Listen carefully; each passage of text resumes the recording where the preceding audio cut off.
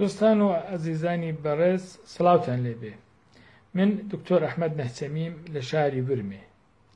وەکو دەزانن ئەو ڕۆژانە ڤیرۆسی کۆڕۆنا لە کشوەری چینەوە لە وڵاتی چینەوە هێرشی بەرە وڵاتەکانی دیکە هێناوە و توانیویەتی خەڵکێکی زۆر نابوودکە. وەکو یەکدانە تەبیب، وەکو یەکدانە دکتۆر، وێڕای ئەو تۆسیانەی کە هەموو کەسێک بە ئێوەی کردووە، ئەو تۆسیە بێتاشتیانە وەکو شوشتنی دەست، وەکو خۆپارستین لە کۆمەڵگایەکان. چەند شتێکی دیکەش هەیە کە من بە تەجروبە بەدەستم هێناوە و دەمەوێت پێتان بڵێم تا کەلکی لێوەرگرن و لەو نەخۆشیە بەدوور بنەوە.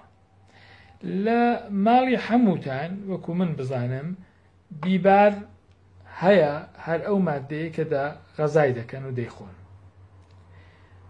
و قەتعاً ئێوە هەر کەسەش میسواکی خۆی هەیە.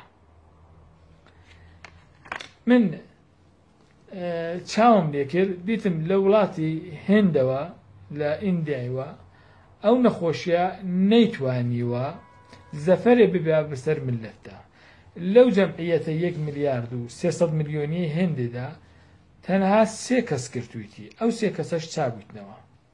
بە بڕوای من دلیلی ئەو مەسەلەیەی مەسرەف و خواردنی زۆری بیبارە لە وڵاتی هێندەوە. لە بیباردا مادەیەک هەیە بە نێو کاپسایسین. کاپسایسین هەم زیدی ڤیرۆسە، هەم زیدی باکتریە و هەم زیدی قارچە. مادەیەکە کە دەتوانین زۆری لەسەر بڵێن و چەندین کتێبی دەمۆردا بنووسین، ئەمە ئەو شتی کە بە دەردی ئێمە دەخوا ئێستا ئەوە نییە. ئەو لەو شتەیەکە پێتان بڵێم و کەلکی لێوەرگرن تەواوە. بیبار ئەو جووری کە هندیەکان دەیخۆن ئێمە ناتوانین بیخۆین، چون ئەگە ئێمە بیخۆین لەوانەیە تووشی ژانی مەعدە بین و زەرەری لێ ببینین. پس چ بکەین؟ ئەگەر بێنن ڕۆژێ 4 یا 5 بار بڕێک بیبار بێنن، کەمێک بیبار بێنن، لەسەر دەستی خاوێنتاندان ێستا شتێکی دابنێن و میسواکەکەتان لێ بدەن، میسواکەکەتان بێنن لێ بدەن و نێو زار و پێبشۆن، لەسەو پێبشۆن، ددانەکان و جوان پێبشۆن، سەطحی زبان و لێ بدەن، پێ خاوێنکەنەوە جوان، دوایە ئاوەک دەزار و بگەڕێن و فڕێ بدەن و دوای دەمێکتر بڕێکی دیکە بیبار بێنن، دەگەڵ ئاودێکی دەن و مەحلولیکەن، حەلیکەن و غەرغەڕی پێ بکەن، دێنێ و هەوکتوی بگەڕێنن و فڕێ بدەن. یا تا بیشی خۆن مهم نییە، بیشی خۆن چاکتر.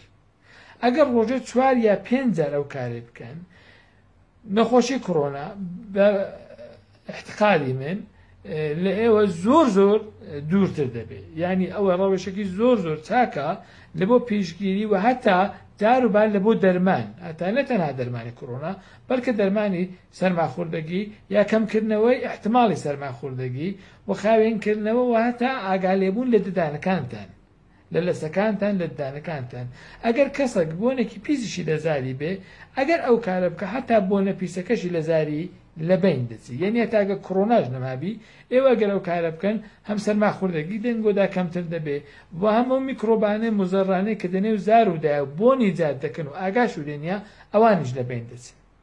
و ئەگەر ئەو ڕێیەکی دیکەی کە لە بۆ نفوزی کۆڕۆنایە، لە بۆ ڕێیەکان و لە بۆ سیپەلکەکان و ڕێی لووت یا دم، یعنی لەسەر ئەو کونی دم یا کونی لوتەکانتان دەتوانێت ڤیرۆس لەوێش ڕاوارد بێت. لە بۆ ئەو کارەی دەتوانن 50 میلی ئاو کە دەکاتە تقریبەن 4 کەسی گەورە ئاو بێنن بۆ 5 قەترە ئەلکۆڵی 70 دەرەجەی لێ بدەن، 1 دانە گوش پاکوون، ئەو سوپانەی پەمبەی کە نێو جۆتان پێخایەن دەکەنەوە بێنن، لەو ئاوی بدەن و نێو لوتتان پێخایەنکەنەوە.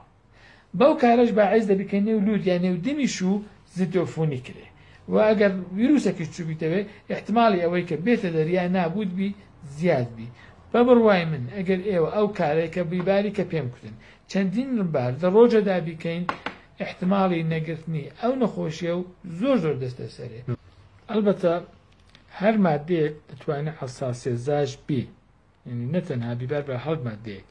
ئێوە دەبێ ئاگاداری وەش بن کە ئەگەر حەساسەتێک و هەبێ ئەنجامی نەدەن ئەو کارە، یا ئەوەی کە ئەوە بە مقدارێکی زۆر کەم استفادەی لێ بکەن، ئەگەری تو حەساسێت و نییە ئەو وەختە ئیدامەی بدەن و استفادەی لێ بکەن.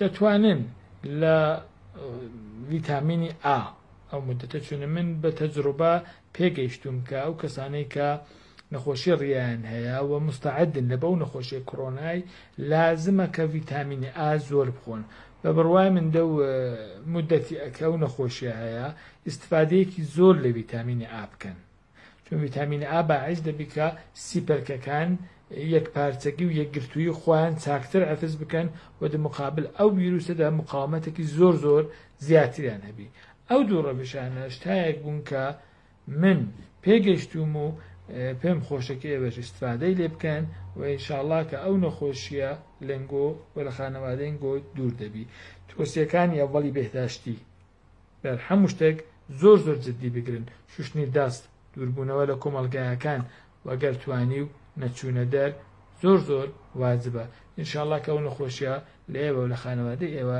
دوور دەبی